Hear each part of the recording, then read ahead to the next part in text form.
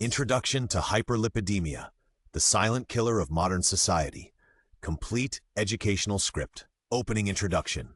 Dear viewers, welcome. I'm your medical storyteller. Today, we're diving deep into a disease that threatens the health of hundreds of millions of people in modern society, hyperlipidemia. This seemingly ordinary medical term is actually the primary driver of cardiovascular disease and one of the most significant health challenges facing modern people. Did you know? According to the latest international medical research, hyperlipidemia is not merely a numbers problem, but a complex health issue involving genetics, lifestyle, dietary habits, and the modern social environment. In the time ahead, we'll unveil the mysteries of hyperlipidemia using the most professional yet accessible approach. Chapter 1. Decoding Hyperlipidemia. What is this invisible enemy? First, let's understand what hyperlipidemia is. Imagine your blood vessels as a city's transportation system, and the lipids in your blood as vehicles traveling on the roads. When the number of vehicles exceeds the road's capacity, traffic congestion occurs. Similarly, when lipids in the blood exceed normal standards, we have what we call hyperlipidemia. According to the authoritative definition from the National Library of Medicine, hyperlipidemia refers to a condition where blood levels of low-density lipoprotein, LDL, total cholesterol, triglycerides, or lipoproteins exceed the 90th percentile of the general population, or where high-density lipoprotein, HDL levels fall below the 10th percentile. This definition sounds complex, but it essentially tells us, when you have too much bad fat or too little good fat in your blood, that's hyperlipidemia. This isn't just a simple numbers game, but a medical alarm concerning life safety. Even more shocking, the latest research from the American Heart Association indicates that when LDL cholesterol reaches or exceeds 160 milligrams per deciliter, patients face a significant increase in lifelong atherosclerotic cardiovascular disease risk. What does this mean? It means hyperlipidemia isn't a minor problem that can be ignored, but a serious health threat requiring immediate attention and treatment. Chapter 2. The main players in blood, the story of cholesterol and triglycerides. Let's meet the main characters in our blood. First is cholesterol, a frequently misunderstood molecule that's actually essential for maintaining cell membrane function and hormone synthesis. Cholesterol is like building material for our body, used to construct cell walls and manufacture important hormones. However, when its concentration gets out of control, it becomes an enemy of health. Triglycerides are another important player. They mainly come from the food we eat, particularly carbohydrates and fats. According to American Heart Association guidelines, when non-fasting triglycerides reach or exceed 500 milligrams per deciliter, more detailed fasting lipid testing must be performed. Behind this number lurks the risk of acute pancreatitis, a potentially fatal complication. More fascinating is that the plasma lipoprotein system operates like a transport network, containing 7 major categories: chylomicrons, chylomicron remnants, VLDL, VLDL remnants, HDL, and lipoprotein A. Each has its specific function and mission, like different vehicles in the blood, each performing their duty in transporting different lipid cargo. Chapter 3. The 3 lipoprotein giants, in-depth analysis of HDL and VLDL. Now let's dive deep into the 3 major lipoprotein giants in our blood. First is VLDL, or very low-density lipoprotein. This is a massive lipid carrier with a density range between 0.93 to 1.0066 per and size of approximately 30 to 80 nanometers. Its primary mission is transporting triglycerides, which comprise an astounding 70% of total lipid components. VLDL is like large freight trucks in the blood, specialized in delivering fats to various parts of the body that need them. Next is LDL, or low-density lipoprotein. This molecule, called bad cholesterol, actually bears the responsibility of transporting most circulating cholesterol. Each LDL particle contains one apolipoprotein B100 molecule, like every vehicle having a driver. LDL's structure is remarkably sophisticated. Phospholipid monolayers and unesterified cholesterol form the surface membrane, while cholesterol fatty acid esters constitute the hydrophobic core. Why do we call it bad cholesterol? This is because when LDL concentration in blood becomes too high, they begin accumulating on arterial walls, like garbage piling up on streets, ultimately leading to arterial hardening. Finally, HDL, or high-density lipoprotein, the hero acclaimed as good cholesterol.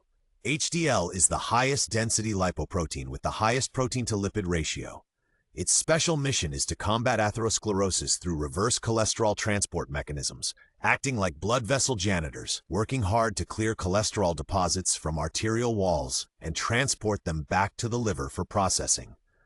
So when we check blood lipids, we hope to see LDL as low as possible, HDL as high as possible, and triglycerides maintained within normal ranges. Chapter 4. The Science of Diagnosis: How to Detect This Silent Killer. Diagnosing hyperlipidemia is like medical detective work.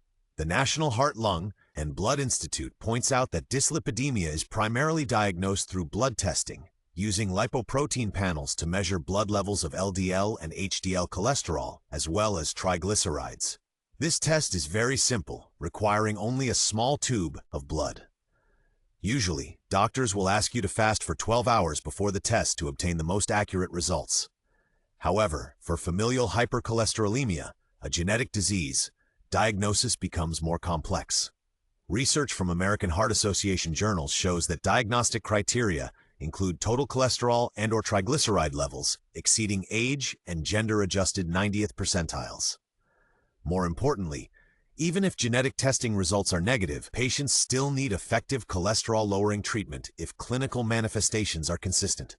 Current diagnostic standards are as follows: LDL cholesterol, optimal below 100 ml, near optimal 129, borderline high 130 to 159, high 160 to 189, very high 190 and above.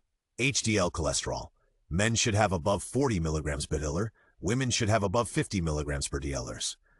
Triglycerides, normal below 150 mg per dl, borderline high 150 to 199, high 200 499, very high 500 and above.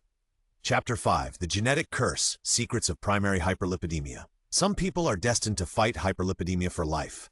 This is the cruel reality of primary hyperlipidemia. Familial combined hyperlipidemia, abbreviated as FCH, is the most common inherited hyperlipidemia in humans, affecting 1 to 3% of the adult population. Even more shocking, up to 20% of patients with premature myocardial infarction have this disease. FCH has three main characteristics. First, at least 2 family members show increased cholesterolemia and/or triglyceridemia. Second, variability exists in lipid phenotypes within individuals and families, meaning people in the same family may exhibit different types of dyslipidemia. Third, significantly increased risk of premature coronary heart disease. Familial hypertriglyceridemia is another genetic challenge. This disease stems from gene mutations affecting lipid metabolism, with most patients showing polygenic inheritance (PA) turns. Interestingly, this disease's manifestation is largely influenced by secondary factors such as central obesity, saturated fat intake, and dietary cholesterol content. This tells us an important message. Even with hereditary hyperlipidemia, we can still largely control the condition through lifestyle and dietary changes. Chapter 6. The Price of Modern Life: Multiple Faces of Secondary Hyperlipidemia. If primary hyperlipidemia is genetic misfortune, then secondary hyperlipidemia is the direct consequence of modern lifestyle. Secondary hyperlipidemia has diverse and complex causes, including unhealthy diet, specific medications like amiodarone and corticosteroids, hypothyroidism, uncontrolled diabetes, and poor lifestyle habits. These factors are like dominoes, knocking down health defenses one after another. Let's look at the list of diseases that may cause secondary hyperlipidemia. This list might shock you: obstructive liver disease or biliary obstruction, hypothyroidism, nephrotic syndrome, chronic kidney failure, anorexia nervosa, obesity, metabolic syndrome, and diabetes. Each disease can become a behind-the-scenes driver of hyperlipidemia.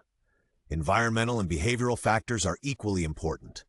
Modifiable risk factors include dietary habits characterized by high trans fat or saturated fatty acid consumption, smoking, sedentary lifestyle, and obesity. The combination of these factors creates a perfect storm, pushing modern people into the abyss of hyperlipidemia. Chapter 7. Multiple Hits: The Complete Picture of Hyperlipidemia Causes. The causes of hyperlipidemia are like a complex puzzle, with each piece representing different risk factors. Genetic factors lay the foundation.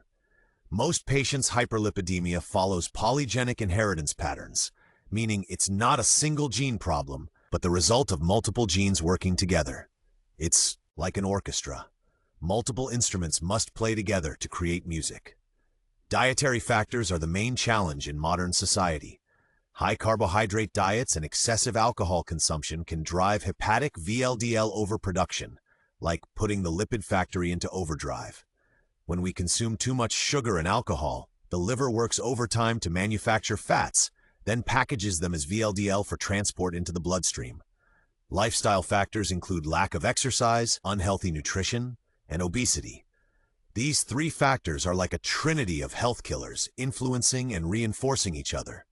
Lack of exercise leads to insufficient fat burning, unhealthy nutrition provides excess raw materials, and obesity further increases metabolic burden. Other factors like smoking, drinking, and insulin resistance cannot be overlooked. Atherosclerosis development results from multiple factors working together: endothelial damage, hyperlipidemia, inflammation, and immune factors, plaque erosion or rupture, hypertension, and smoking. Numerous factors contribute to this pathological process. Chapter 8: Disease Chain Reactions, the triangular relationship of diabetes and kidneys. Hyperlipidemia rarely fights alone. It often forms dangerous alliances with other diseases. The relationship between diabetes and dyslipidemia is closest. 2024's latest medical journal research shows that dyslipidemia is a common modifiable risk factor for diabetes and prediabetes, significantly impacting early development of atherosclerotic cardiovascular disease. Why is this? When our body develops insulin resistance, not only does blood sugar rise, but lipid metabolism also becomes disrupted. Insulin resistance is like the body's traffic control system failing. Not only can sugar not properly enter cells, but fat metabolism also becomes chaotic. Hypothyroidism is another important accomplice. Thyroid hormones are like the body's gas pedal, regulating multiple processes including lipid metabolism. When thyroid function is low, the entire metabolic process slows down, like a car engine not running fast enough, leading to disrupted lipid metabolism and elevated blood lipid levels. Kidney disease forms the third side of this triangular relationship. Interestingly, overall treatment recommendations for diabetes patients and chronic kidney disease patients are very similar, with statin medications considered first-line drugs. In chronic kidney disease patients, statin medications do not increase disease progression or adverse events, providing important safety assurance for treatment. Shockingly, 2024 research in the Lancet Diabetes and Endocrinology revealed a medical paradox. Statin treatment may increase diabetes risk while reducing cardiovascular risk. This finding reminds us that medical treatment often requires finding balance between risks and benefits. Chapter 9: The Double-Edged Sword of Medications, the art of balancing treatment and side effects. Medicating hyperlipidemia is like walking a tightrope, requiring perfect balance between efficacy and side effects. Currently, multiple pharmacological options are available for dyslipidemia management: statins, ezetimibe, bile acid sequestrants, PCSK9 inhibitors, N3 polyunsaturated fatty acids, or fibrate medications. Each drug class has its specific mechanisms and indications, like different weapons for fighting different enemies. Statin medications are the most commonly used cholesterol-lowering drugs. Their mechanism of action is inhibiting HMG-CoA reductase, the key enzyme for cholesterol production in the liver, like installing speed limiters in cholesterol factories. Common statin medications include atorvastatin, lovastatin, simvastatin, and others. However, medications can also be culprits of hyperlipidemia.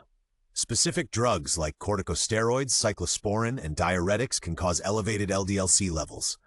Corticosteroids, beta blockers, estrogen, and antiretroviral therapies can cause elevated triglyceride levels. Statin medications are first-line treatment for primary prevention in patients with elevated ASCVD risk, but they're not perfect. Besides their main cholesterol-lowering effects, other adverse reactions of statin medications include new-onset diabetes and liver toxicity. Approximately 1 to 3% of patients may experience muscle pain, and in rare cases, serious muscle damage may occur. International guidelines support cholesterol reduction throughout the life cycle to reduce atherosclerotic cardiovascular disease risk, including intensive lifestyle interventions and statin and non-statin drug treatments for high-risk populations. Chapter 10: Prevention and Management Recommendations, taking control of health.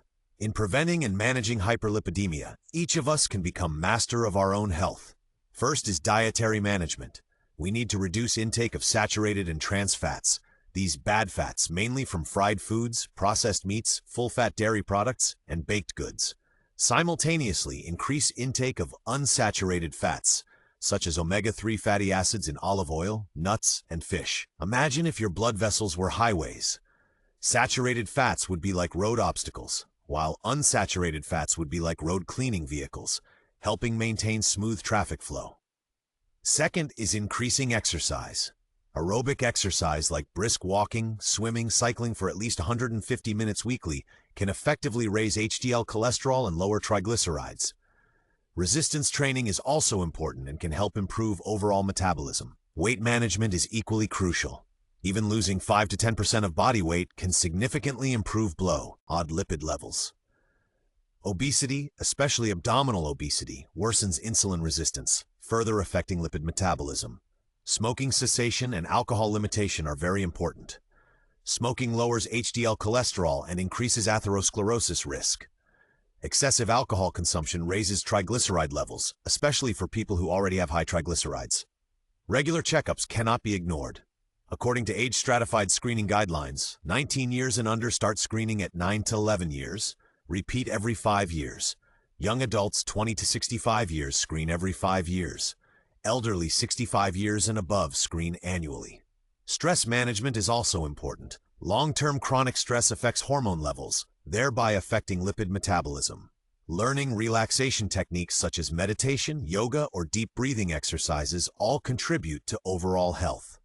Chapter 11. Summary: Future Challenges and Hope. Hyperlipidemia is not merely a medical problem, but a public health challenge facing modern society.